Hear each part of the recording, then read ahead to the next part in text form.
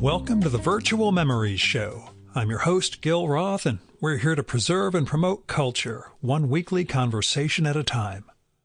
You can subscribe to the Virtual Memories Show through iTunes, Spotify, YouTube, Google Play, and a whole bunch of other venues. Just visit our sites, chimeraobscura.com/VM or vmspod.com to find more information, along with our RSS feed. And follow the show on Twitter and Instagram at VMSPod. Well, I am back from a holiday weekend that turned out to be more draining than the weeks and weeks of work and travel that led up to it. There was a family medical emergency that necessitated 3 hospital trips, scavenger hunt in Hoarder's Palace, IT support, shit ton of driving, and some awesome fried chicken. I have to say that. I really was hoping to just chill the hell out at home, work on my book, just while a couple of days away, but it wasn't in the cards. So, hey, on the plus side, I have a somewhat light week at work, although I'm already getting meeting requests for the next couple of days. So I hope to catch up a little before diving into next week when there are multiple presentations, FDA meeting, my oncology check-in, and all the other wackiness of my life. Might even get some reading and writing done. We'll see. In the meantime, let's get to this week's show. My guest this time is Cecile Wajsbrot, or Wajsbrot, as I heard it pronounced in a French interview, Wajsbrot. Cecile wrote a beautiful novel that's out now in English called Nevermore. It's from Seagull Books. It's distributed by University of Chicago Press, and it is translated from French by past guest Tess Lewis. Nevermore is a fantastic and strange trip of a book. Ostensibly, it is about a translator who wins a grant for a project to move to Dresden from Paris and translate the Time Passes section from Virginia Woolf's To the Lighthouse into French from English. The idea being that Time Passes is all about the decay and near collapse of the family's vacation home over the years that overlap with World War I, and a couple of the characters you were introduced to in the first part of the book die. They die in parentheses or brackets, and it becomes the shadow that is cast over the last part of the book. Anyway, the idea is that she's going to be translating that in Dresden, which was nearly annihilated by bombings during World War II. So it's the essence of destruction, and the act of translation is the project that the narrator of the book is up to. The thing is, there are chapters of her working on this project and finding her place in Dresden, and they're interweaved with these meditations and, I'll say, meanderings in a good way, about Chernobyl and the Forbidden Zone there, the Highline Park in New York City, and a little about what rewilding means, or how nature comes back in strange ways in urban scenarios, which, if you're a listener of the show, you know is a subject I'm into, along with the history of Dresden and Germany, Edgar Allan Poe, and there's some history and loss and mourning that the narrator has left behind in Paris. And all of that stuff sort of interweaves throughout the book. But it is a very strange and bewitching novel. And the core of it really is her work translating Time Passes into French. And that means it takes some deep reading of some passages from that section and attempt to understand what Woolf is trying to do in English and then bringing that into French. And the meta aspect of Nevermore is that Tess is taking that process of English into French and all of the structural work that goes into that and finding ways to bring it back into English in a way that makes Woolf alien to herself, sort of. The whole thing is an amazing feat, and it manages to bring the process of translation to life on the page, not just in a finding the right word sense, but in trying to understand what the author is doing and how that can be conveyed in another language. Now, I posted my conversation with the translator Damien Searles at the beginning of this year around his book, The Philosophy of Translation. And you guys know I've done a whole bunch of translator-related interviews over the years. He went all in on the notion that deep reading and interpretation is what the translator engages in, that the translator is a writer, not just a lexicon moving things from one language to another. But you can see that in action on the page in this book, and it is absolutely fascinating. And Tess has a section at the end of the book where she talks about that process of translation that just adds to the richness of this whole project. So Nevermore, I do have to say, does assume some knowledge of To the Lighthouse. I reread that in prep for this show because I hadn't read that book in many, many years. But reading Nevermore brings Time Passes to life. And it explores the way Woolf was exploring decay, if you get me. But the thing I want to really get across is that the process of reading this book gave me a new appreciation of Virginia Woolf, who I will admit I've been down on, and that comes up in the conversation, the problems I had with her, which is basically being assigned a too intricate book of hers at too young of an age. So yeah, Nevermore has kind of turned me around on Virginia Woolf. I'm hoping to dive back in after my Robert Musil extracurricular reading gets done. But this is really a book that explores the limits of language and art and the destruction that we wreak on the land and on ourselves. It's a really astonishing piece of work, Nevermore. So I hope you'll chase this one down and give it a read. Now, the only caveat is that we have a second guest on this one. As I mentioned, Tess Lewis translated the book. She graciously hosted us to record this episode, and we had her stand by basically to chime in, which she does a couple of times during the talk. Now, here's Cecile's bio from the book.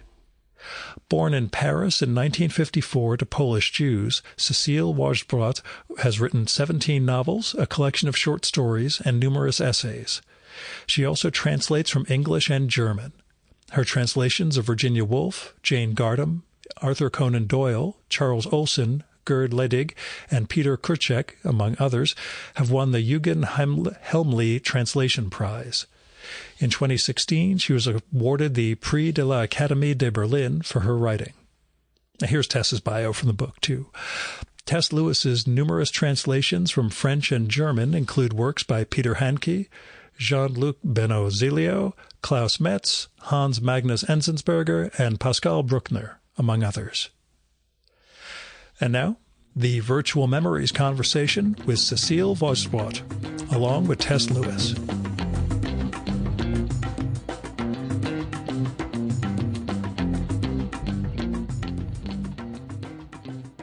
I know Nevermore came out in 2021 at first, so it's been a few years, but can you tell me about the origins of the book, where it began for you and how the novel evolved? So how I came to write such a book. I had to, for some reason, to reread To the Lighthouse. Mm-hmm. And of course, I was once again especially struck by the central section, Time Passes. And I had not so much time before seen for another kind of research a documentary film about the Forbidden Zone and Chernobyl. Mm-hmm. And what struck me was the coincidence, the collusion between what Virginia Woolf was describing and the things I saw and the comments about the Forbidden Zone. Each time it was about an abandoned zone, abandoned houses, no more human beings, or almost no more human beings, and how life goes on, and of course by Virginia Woolf, how time passes. And so I was thinking about maybe writing an essay about this topic, not knowing exactly how I should manage to write such an essay. But then came the idea, I can't remember how and when, but just, I suppose, because I mostly write novels, and I just came out from 12 years work about a 5-novel cycle. Mm-hmm. And so I had a kind of need to write a novel. And then I thought, but why shouldn't I try to write not an essay, but a novel about this strange meeting? Mm-hmm.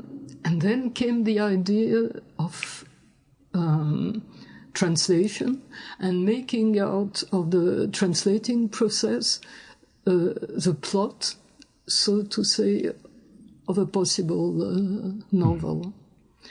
And as I had just been in Dresden, I don't know, maybe 1 year ago, from the time where I was thinking about writing a novel. For me, writing a novel is also a question, is not only an intellectual question, but also a question of emotion. Mm-hmm. And in some ways, the city moved me. Although at first look I didn't like it, but there had been a whole process for me to approach the city and to see in Dresden something else than the usual touristic town with far-right movements gathering there against Europe at the time and against foreigners, migrants. And so this, at a certain point, came all together. And then came the idea, so why not take a narrator who would be a translator, trying to translate Time Passes, this central section to the lighthouse in Dresden. So in an environment, linguistic environment, which would be neither English nor French, because of course she would be French and would be translating Woolf into French. And yes, and that was the only thing with which, the only luggage with which I started. It is something I meant to ask, and I can't recall if there were clues or signs within the narration. I did not assume the narrator was female, partly because of how easy it was for that narrator to walk around a city. And at least with New York and some American cities, women do not feel super comfortable walking around them. And I was going through, I'm like, I'm not sure if this narrator's male. It doesn't matter one way or the other, I think. But hearing you say she, I figured at first, I'm like, it's a stand-in. And then there were moments in Dresden, I'm like, I have no idea one way or the other. So the ambiguity is part of what makes this novel so alluring in its way. Orlando, in fact. Yeah.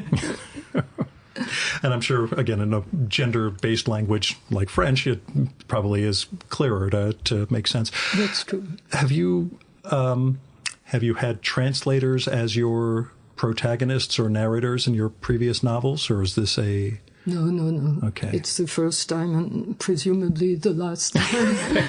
I don't make such... well, I don't like to repeat myself, and I prefer... Yes, exploring new territories. Yeah, it's one of the things that fascinated me, having interviewed so many translators over the years, was having one of them at the center of the story, where the role, as we know it, is sort of for the translator to be invisible behind the prose or the text that they've translated.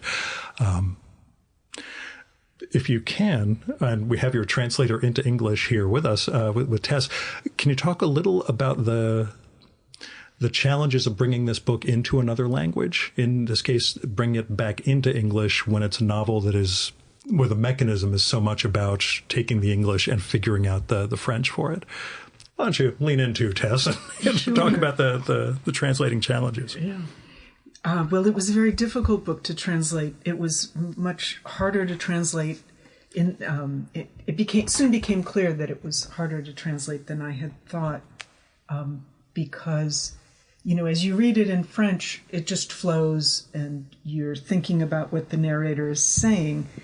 But then when you have to think about what to do with that to bring it into English, it's much more difficult, because essentially you've got Virginia Woolf, who's been translated into French, and she needs to be translated back into English, but differently. And that was the biggest puzzle that I had to solve, because the translation itself as a process is almost a character in the book. Yeah.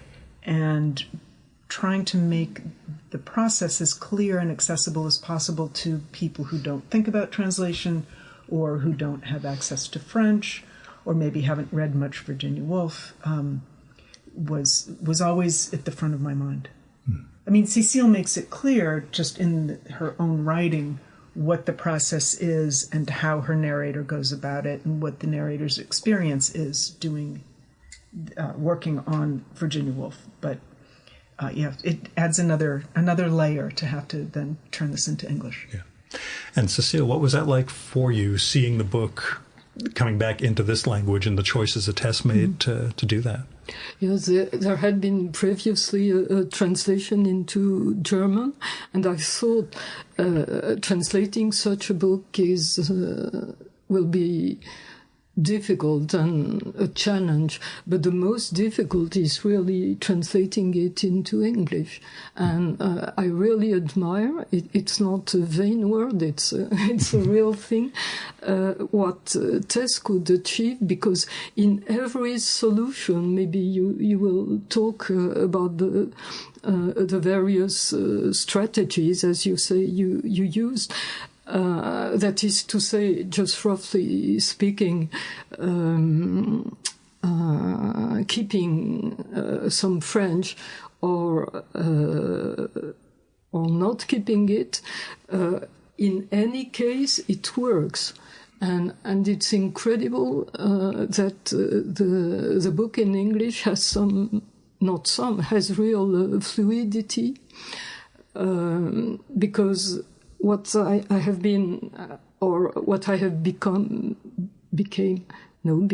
what I have become aware of was that when you have translated books, usually you don't have the original. You just read the translation. And then you can have, for instance, with poems, both. One in the original language on the left side, and on the right side the translation. And then you can compare if you know the language or not. And you can see what is more approximative, what is very precise. But in this case, by translating a translator, translating Virginia Woolf in French into English, you have the obvious proof in the same language that translation is not quite the same as the original text. Because you have the sentence by Virginia Woolf and the attempt of the translator, both close to each other, and then you can compare, even if you haven't any clue about translation. Yeah. And I think it's something unique, and I'm not boasting about my book, but I'm boasting about Tess's book. And that's... it's weird, but it's as we were mentioning before recording, my last translator conversation was with Damien Searles, and he was very adamant about it's the translator's book.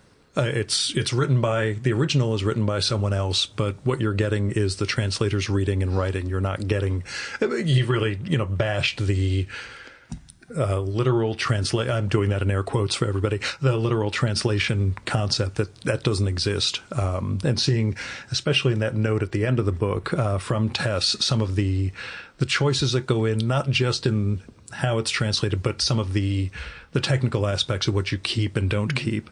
To me, I found the sections that, again, you've got the Virginia Woolf set off in italics, and then in English, these ways of trying to render it, showing what it's like sort of from that filter into French back into English. Absolutely fascinating. I thought it was great. My question, I guess, is how much does that narrator's process of translation mirror your own?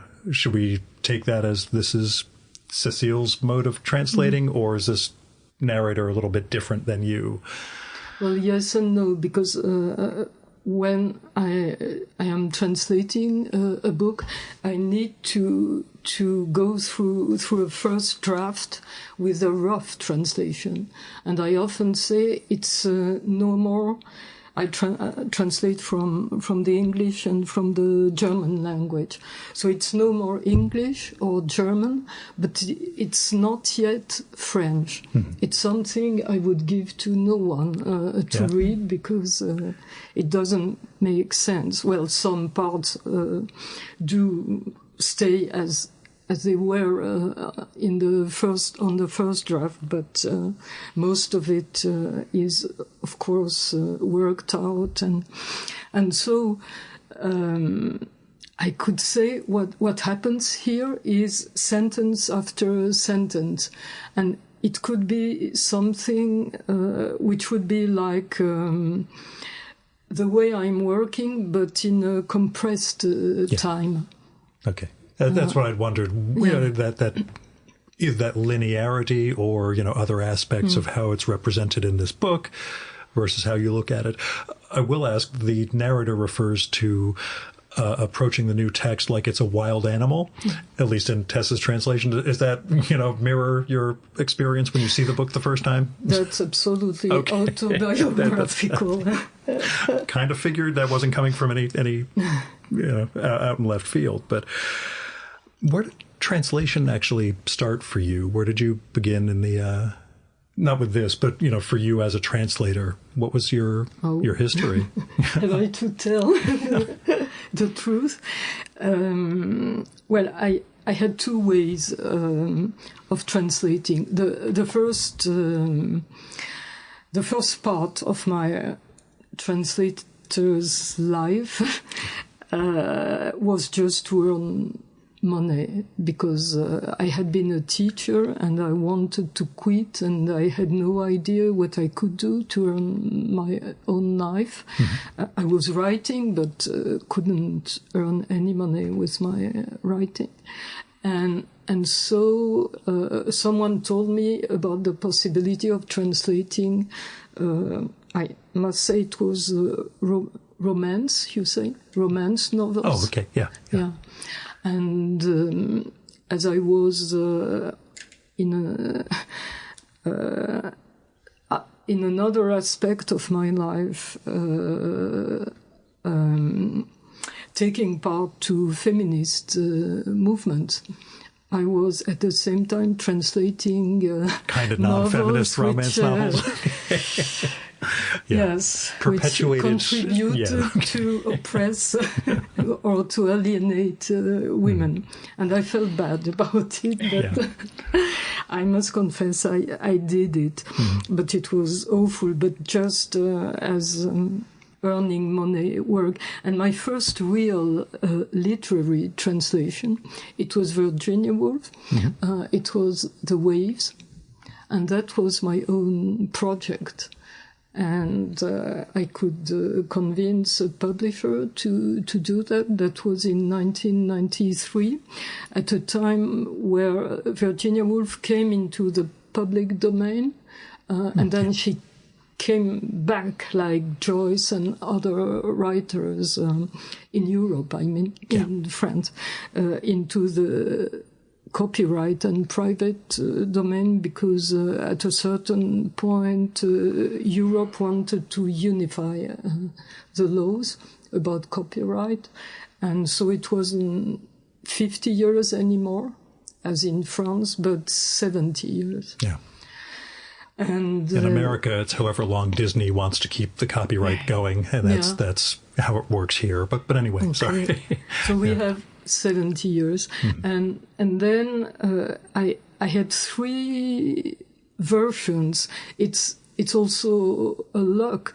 I was lucky enough to be able to interest at different times 2 other publishers to reprint my translation of The Waves. And of course I did correct a few things or more things with the time. So it's sort of 3 different, not different, but 3 successive translations. Yes, which are not quite the same. And so in about 30 years. Yeah. And I feel lucky having been able to do it, and at the same time a little bit frightened, because I spent so much time with translating The Waves.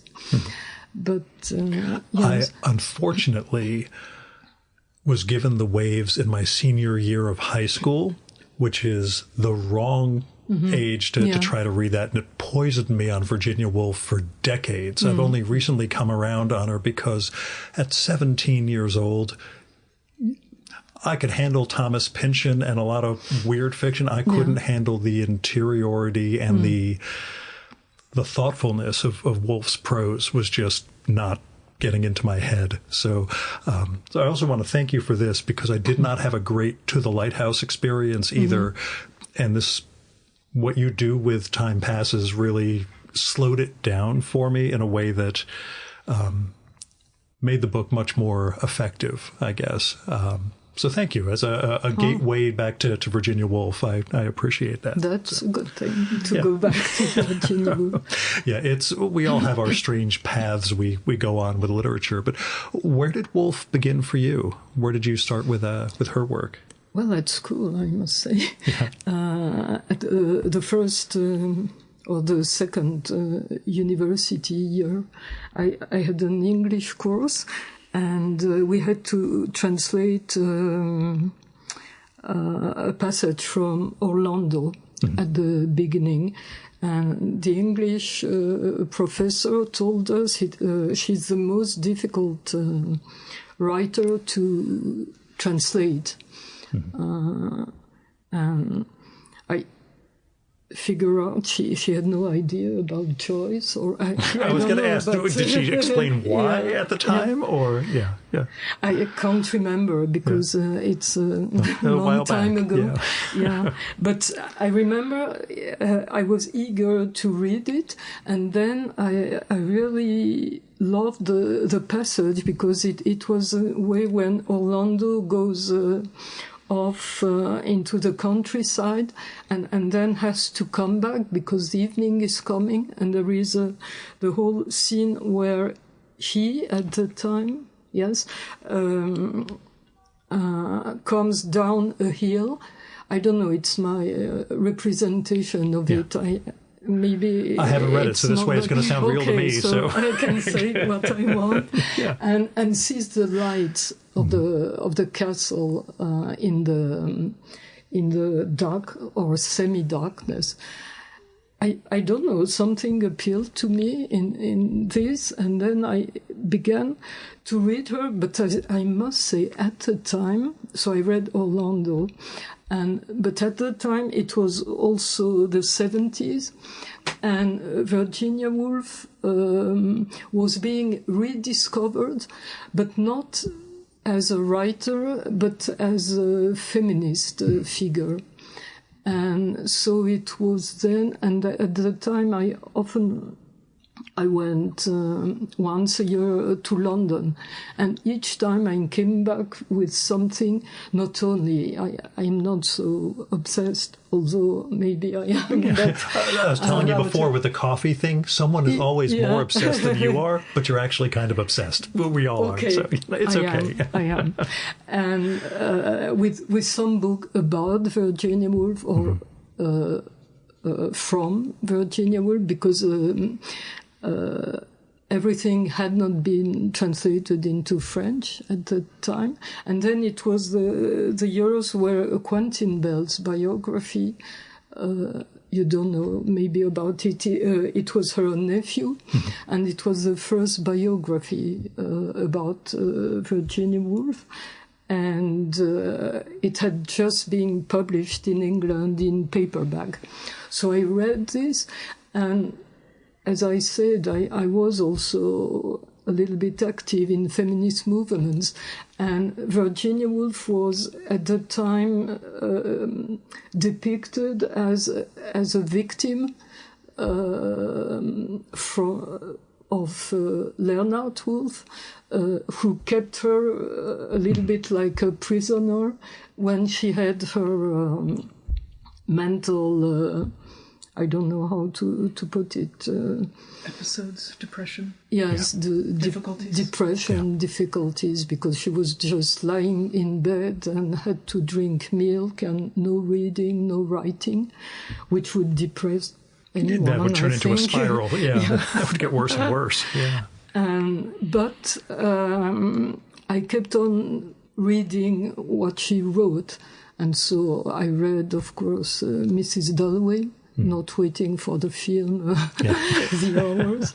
And what got me to try and translate The Waves is that I couldn't read it in French. And I didn't understand why it was the only novel from her that I couldn't read in French. You mean it wasn't available in French, or the French translation wasn't good?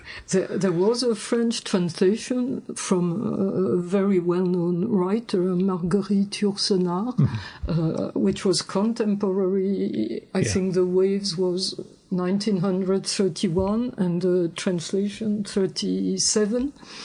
But she did it in a way which was her own writing and not at all a transposition for Woolf's style. So it was very different. So when I was trust myself enough to read it into English, I discovered quite another book. Yeah. It must have been an interesting discovery. And again, it seems to have flowered for you in a lot of ways. You mentioned how your translation of it has, made adjustments over each edition. Has your reading of the book changed, or did you change as in a way of translating, or did the book, open up to you in different ways with each of those? I suppose I read it differently. That's a better way of putting it. You're a good translator. No, I suppose I read it differently throughout the time, but I don't quite remember what I discovered or what I had forgotten. But I know between the first and the last version, I know what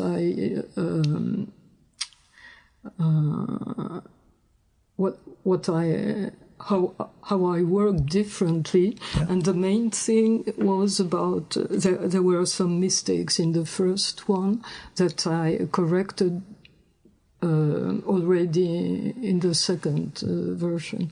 But the main thing was that Virginia Woolf often repeats 3 times or repeats thrice. The same verb is repeated, and it's a certain rhythm. And I was thinking at the beginning, as in French, you always learn to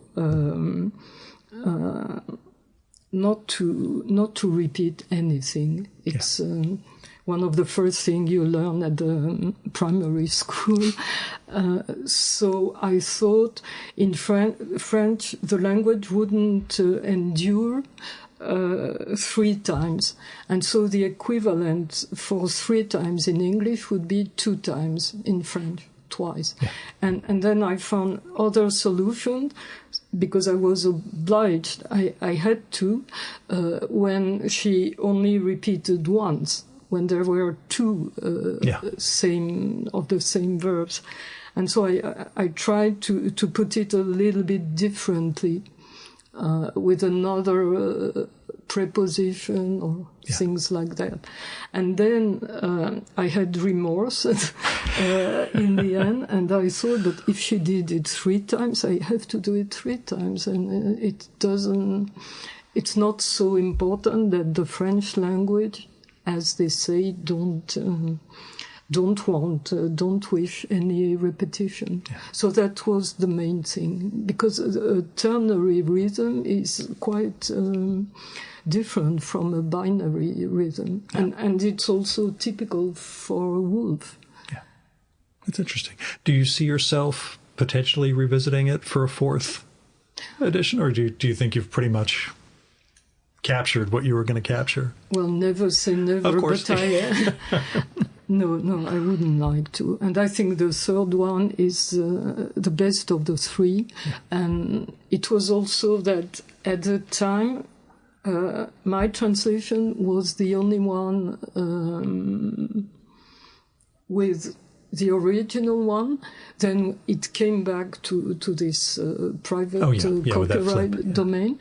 And now, with where it is all public, there are many other translations from the Waves, and it has no sense anymore to do. To revisit. Again. Understood.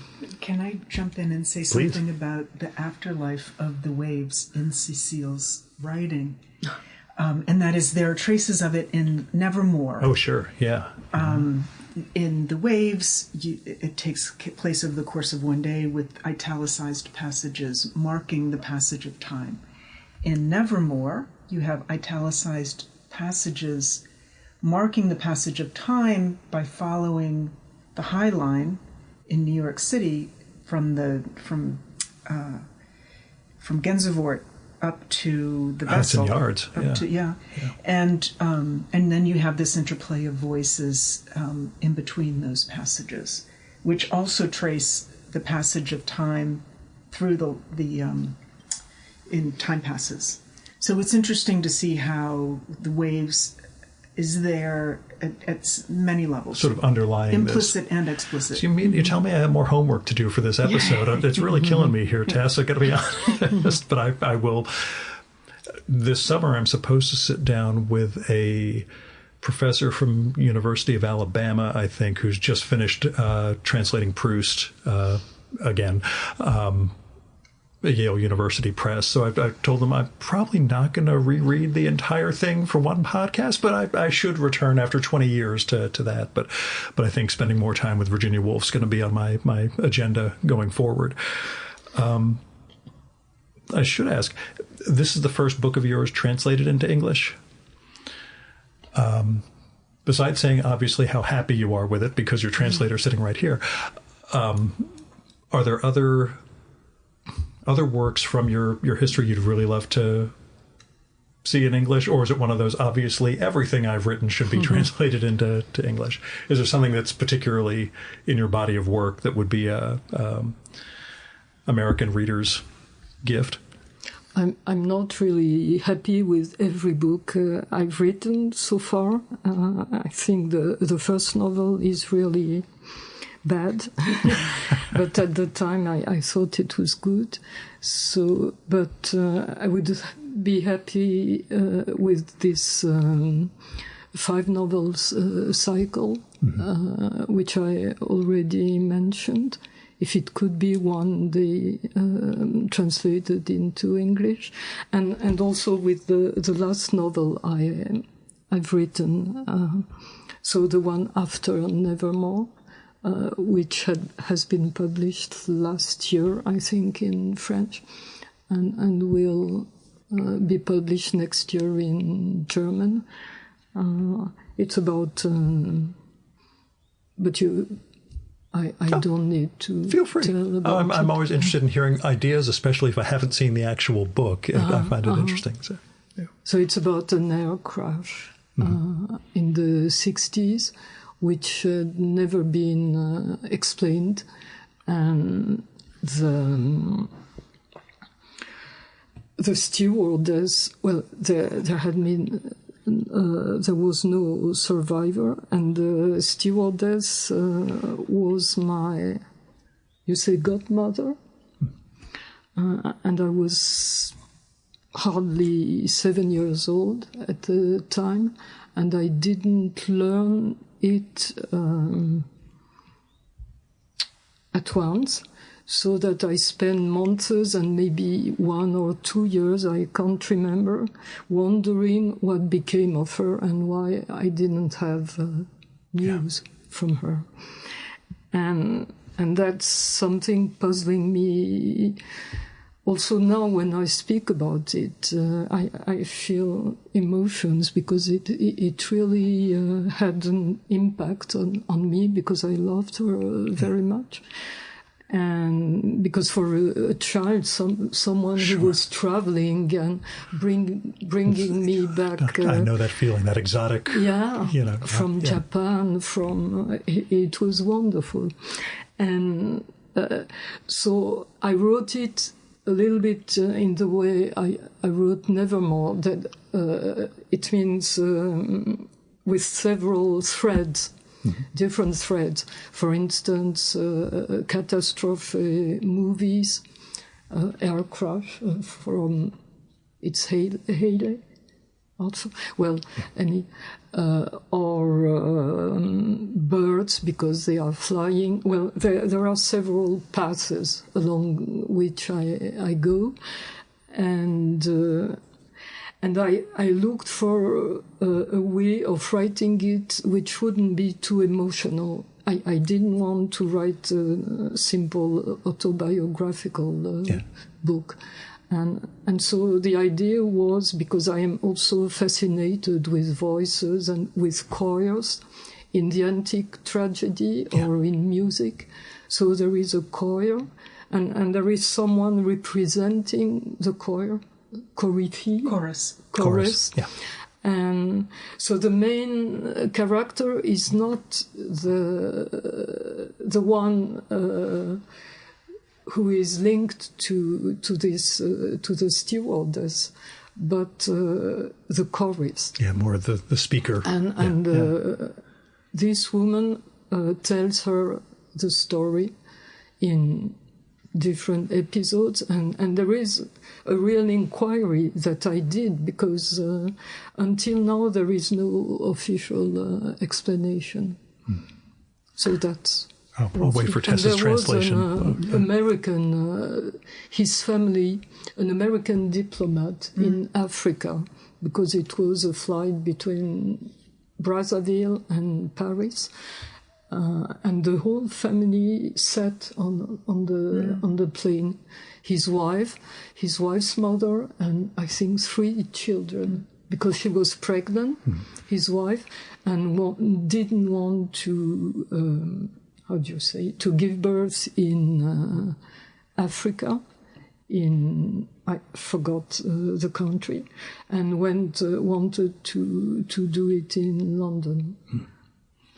And there are records which I found on internet about this American diplomat who gave an interview. And, well, again, I will look for the translation. I'm hoping Tess ends up tackling that one too. But was that you mentioned how this has haunted you. Had the idea of doing a book, writing a book about it, been with you all this time, or did that only come to you later? No, but it's complicated and maybe too long to... That's going pretty far afield. We will stick with Nevermore for now. One of the things I'm curious about in the book, there's a phantom presence that the narrator, who is a translator, experiences. That person has lost. That person they've lost is an author, and there's a split in conversation between the narrator thinks about their life as a translator compared to what it's like for an author. You comprise both of those. You write, you translate. Was this a sense of sort of splitting your personae in two? What were you doing with that, I guess, is a way to put it? Well, I wanted the narrator to be a translator and not translator and writer as I am, because I wanted to focus on the translating process. But I must say, it's really... It happened to me just as it happens in the novel. I had a friend who was a writer, and she had cancer, and she died relatively short, about a year after having learned what she had.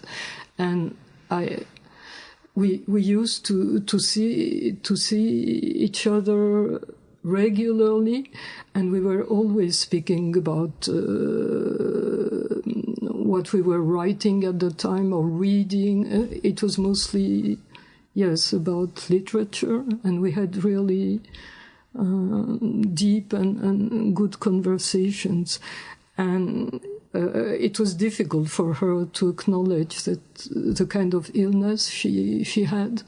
And she kept people at distance, but somehow I could get, with some others, closer to her, and so I accompanied the last months.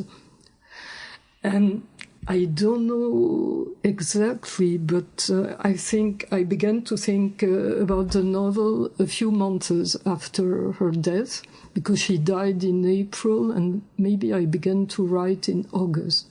And suddenly, it was not about her. As I said, it was about translating Dresden Wolf, and suddenly, in the course of the writing, this presence. She appeared, this presence, just as at a street corner, the contours, the figure appears. And then I let it be, because I am writing just as I am translating with the first draft. And then I thought if it doesn't go further, then let it be. But I keep it, I keep her, and let us see what happens. Yeah. It's among the many threads, and it's it's a short book, only about 200 pages in this edition. It's one of the many affecting threads of it, as somebody who's we've all lost people in our lives, the sense of the end of the conversation, the way we keep trying to evoke that person, or again, translate them back into the present when they're in the past tense to us. I found very, very meaningful over the course of this. Keeping in mind, going into this book, I had no idea about the Chernobyl highline and everything else, all of which is right up my alley. These are great topics, but when that thread occurred, it really hit me, that sense of how much we desperately want one more moment with those people, just to hear their voice or talk to them further. And of course, the title has to do with it. Yes, which, now I know. And I was glad to get the Poe involvement also. The sense of, like you mentioned, the exclusion zone, the time passes and the way that the house into the lighthouse begins to fall into entropy before it gets restored. How much Sebald plays into any of your, as an influence? Is there any sense of that? Because I pick up little rings of Saturn and even Austerlitz moment near the end where you have the Museum of Military History. It just had little resonances, and I don't know if that's just me and my limited literary palette. But yeah, Sebald reader, any well, involvement? Of course, I've read some books by Sebald. But nothing conscious that played into... No, it can be, I don't know, an unconscious or passive influence, but active, I wouldn't say. No. Destruction and Germany, obviously, there's going to be little resonances like that. So, yeah. And there is this book about... I have the German title. The Natural History of Destruction was the English version. And also, I must say, because I translate also from the German, my first translation from the German, it was a book which had been published in the 50s and, well, noticed, but not so much, and republished at the beginning of the 21st century. And Sebald didn't speak, I think, about it, or spoke in a second edition, because someone said you forgot this one. And he's called Gert Ledig, and the book, the title is... yeah, I'll look it up. Can't remember. I remember the French title, but which has nothing to do with the I'll go through your bibliography.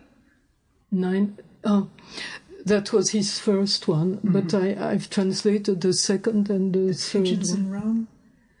The Tauben im Gras? No, that is from Urteil or is not from Ledig, but it will come back. Yeah. And it's incredible because in beginning of the 50s, it takes place in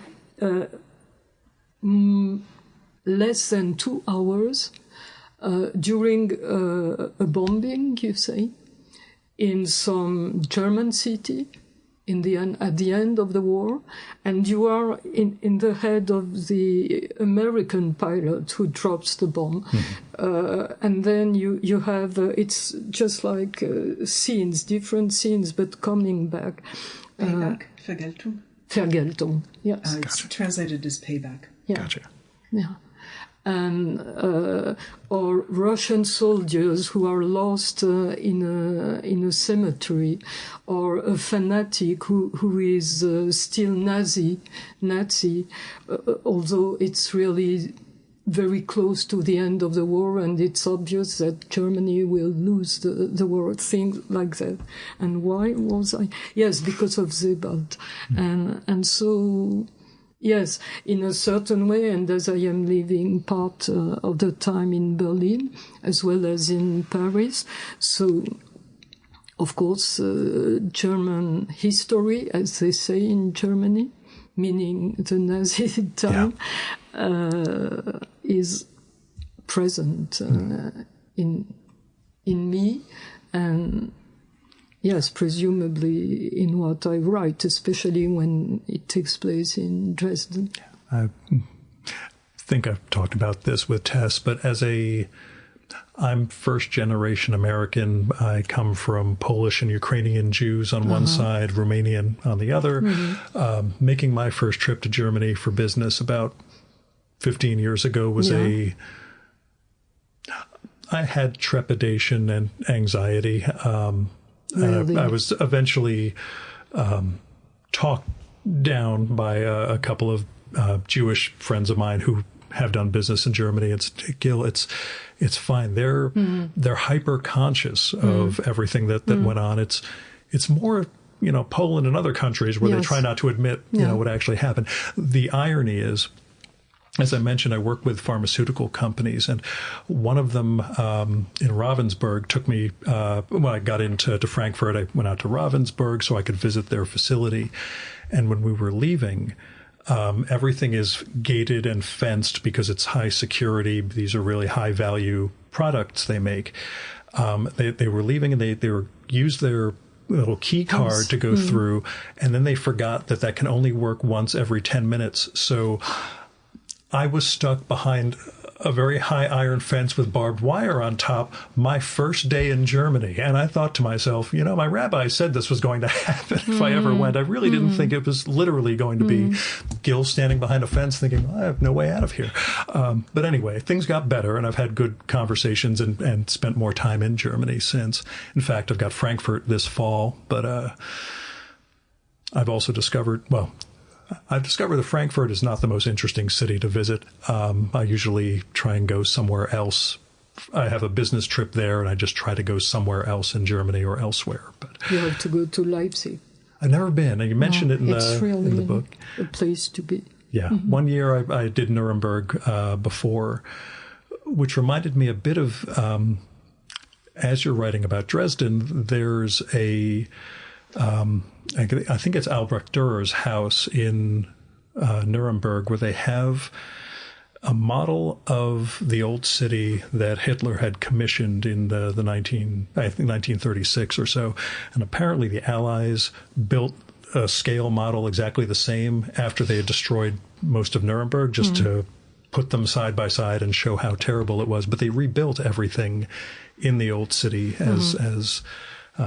as close as they could based on that model that they had. With Dresden, I didn't get an idea one way or the other whether the rebuilding tried to recapture the old city. Yes, does it? Okay. I got some of that vibe from the walking around. I just don't know, until you're in these places, how they recovered from the war in a lot of respects. But yeah, I found the destruction, rewilding, rejuvenation, or rebuilding aspects of the book also very affecting in that sense of what man wreaks on a place, and then what comes after, I suppose. Anyway, that's me doing all the rambling pretty much at length.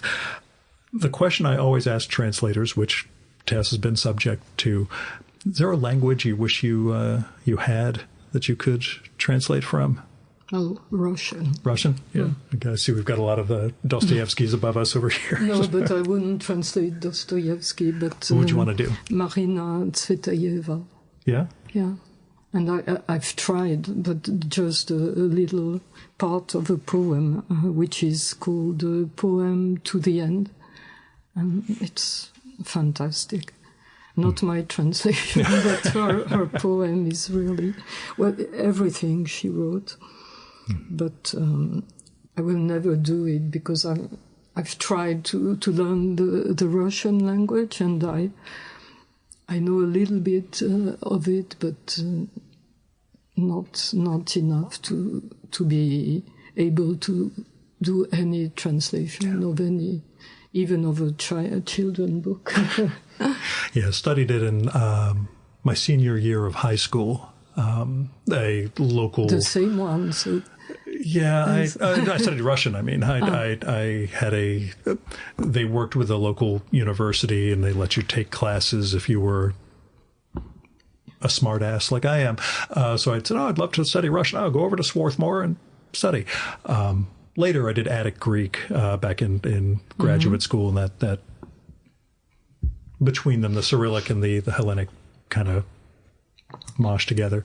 And of course, having Hebrew as a kid kind of gets you that bridge of those three languages, none of which I can speak or translate in. I can transliterate nicely, but that doesn't help anybody. It's the beginning. Yeah, at least I can say what's there. And I did once impress the Princess of Yugoslavia. I met at a press event, and my day job and was transliterating the Cyrillic on her crown jewels, and I was the only editor there who had any knowledge of Russian, and that kind of helped in a weird way. But I should ask another translator question I like to bring up. Do you prefer translating work by living authors or deceased? Or is it just book by book? Being able to consult with a living author, I mean, does that help? Yes, I understand. I don't mind. The main thing for me is, that the books I translate are really literary books. Yeah. Very good books. Whether the writer is dead or alive, I don't care, and I'm trying when I think it's the same with you, Tess, when the writer is alive, to not to interact, to interact the less possible with him or with her, because I think it's two different things, and a translator should be free, liberated from the author of the book. I should ask, Tess, did you consult much during your translation? A bit, but I also had the advantage of knowing the translator of Nevermore into German quite well. So between Cecile and Anne, that translator, if I had questions, I had lots of resources. Good. Yeah, it's. I'll say, especially from that breakdown you have near the end of it, your description, Tess, that there's the spirit of translation, and then there is the technical, almost mechanical aspects you also had to iron out what the rules were. Yes, unfortunately, neither Cecile nor Anne could help me. Yeah, that you had to figure out for English. Translating Virginia Woolf into English. But you managed. You did a great job. I'm proud of you. Thank you. You got a bright future ahead of you. But, maybe Virginia Woolf could have helped. But how's you've mentioned how the public domain to private domain thing affected the book. How has the market sort of changed as a translator? How has the business of it changed for you over the course of your career? Has translation, how has it changed? Well, throughout the time, I could, I guess I can, more than I did, propose projects, books to be translated. Because at the beginning, I took what I had. And as I said, it was a case of earning money. But throughout the time, I had real literary books who were proposed to me, and now yes, I'm mainly translating what I want to translate, but it has nothing to do with the market. It has to do with my own way, and the way you are more or less known, and the opportunities that you can have. Because at the beginning, this first translation of The Waves really hurt, I could say, my beginning career as a translator and as a writer, because there had been polemics, because the translation which existed was from a great writer. Oh, yeah, so the Yourcenar sort of had a reputation. So I had hardly written, I had only published one novel, and the idea was, of course, maybe Marguerite Yourcenar is untrue to Virginia Woolf, but two great writers meeting together, and it's much more interesting than someone nobody knows and who is trying to be faithful and stupidly faithful to the original text. So that was a bit difficult. But for me. You overcame it. You managed to build a reputation and a career. Yeah. Yes, throughout the years, but it really took time. And for, well, it's not so interesting, but maybe it is for 10 years long.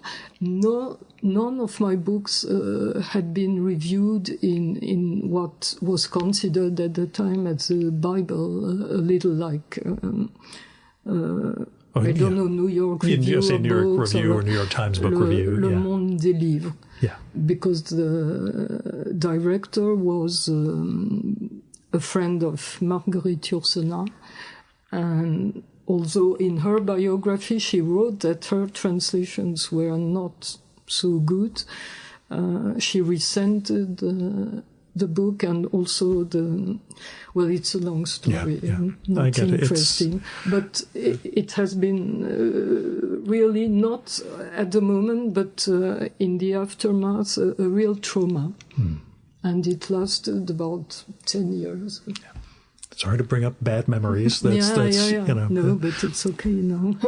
Time passes. Yes. And you're on we'll say, book tour? Are you in America for... Yes, kind of. Yeah. It's a great word to say, but I had some invitations. And how has the reception been in America? Are you meeting good readers of the book, besides people like me who had a weird relationship with Virginia Woolf? But No, but it was mainly in universities. So yes, people who read it really liked it and could also appreciate and much appreciate Tess's work about the challenge about translating such a book into English. It's absolutely a fantastic book. And seeing the process of translation brought out like this is really just revelatory. I think it was a fantastic read for a smart guy like me who tries to read enough in translation.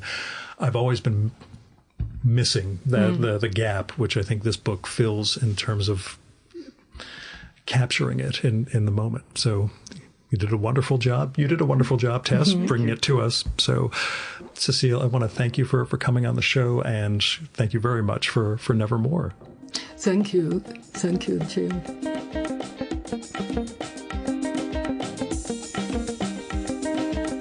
And that was Cecile Wajsbrot.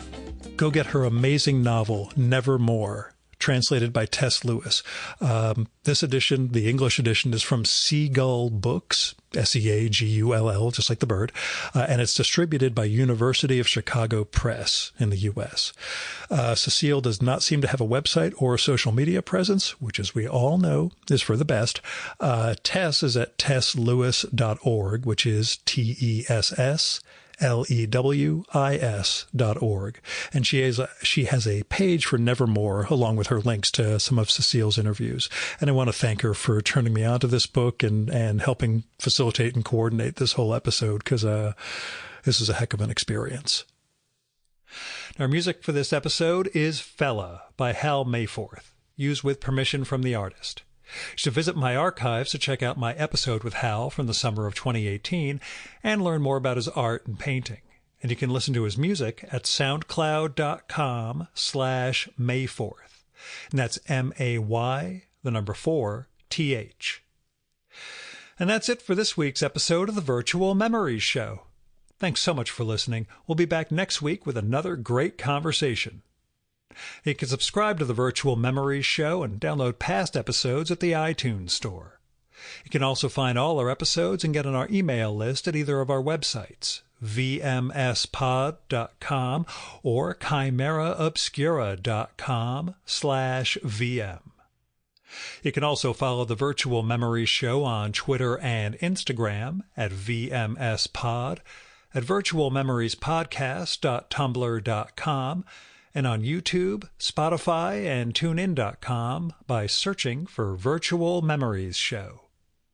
And if you like this podcast, please tell your pals, talk it up on social media, and go to iTunes, look up the Virtual Memories Show, and leave a rating and maybe a review for us. It all goes to helping us build a bigger audience. You've been listening to the Virtual Memories Show. I'm your host, Gil Roth. Keep reading, keep making art, and keep the conversation going.